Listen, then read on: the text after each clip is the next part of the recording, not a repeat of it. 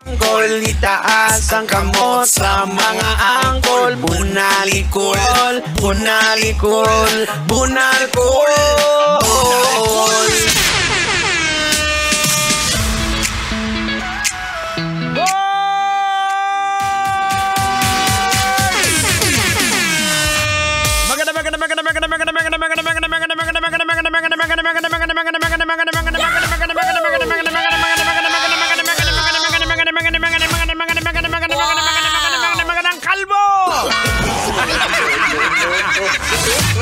Philippine Standard Time, it is now 29 minutes makalipas sa oras ng alas 5 ng hapon.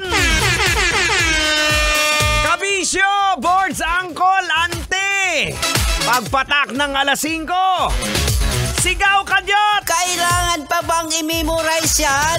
Basic! Edsa na! Edsa! That's right, mga kabisyo. Ito na naman, samahan nyo na naman po ako. Isa na namang umatikabong na programa hanggang alas 9 ng gabi. Siyempre, pinangungunahan po ng napakatalino sa lahat. Apakahenyo! Ala ng iba pa! Henyo! Tender pero Jose pa rin kag nagarago mo.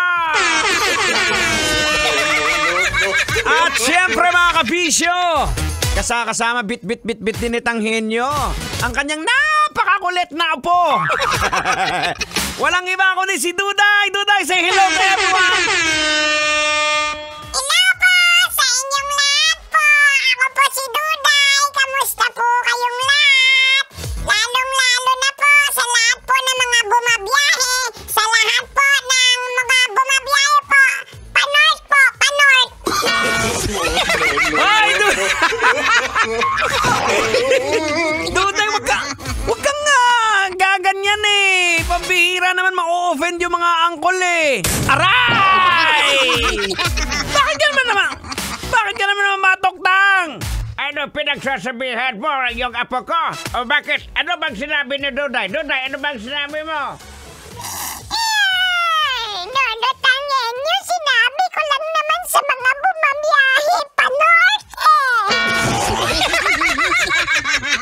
Narinig mo yan? Bumabiyahe pa-north!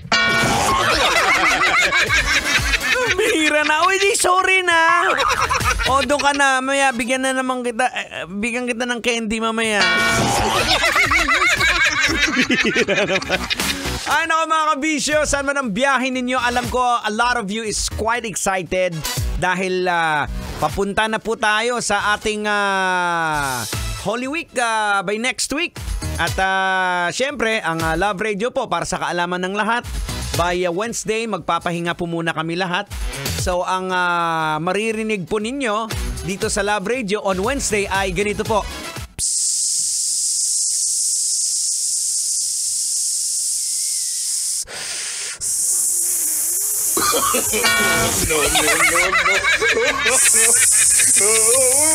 Hindi po ibig sabihin umiihi po yung mga teknisyan namin.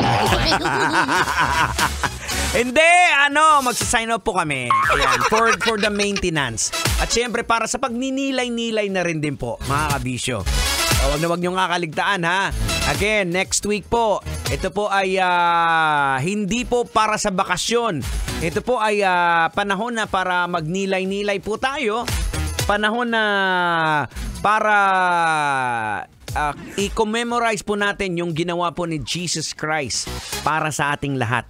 Ayan, sa lahat po ng mga kabisyo natin, ito po yung dito natin marirealize kung gaano tayo kaswerte. Ano bang special meron sa ating mga tao na bakit yung Panginoong Diyos ipinadala niya pa, isinugo niya ang kaisa-isa niyang anak na si Jesucristo para tubusin yung kasalanan natin. Yan po yung dapat na mga i-reflect po natin. O, di ba?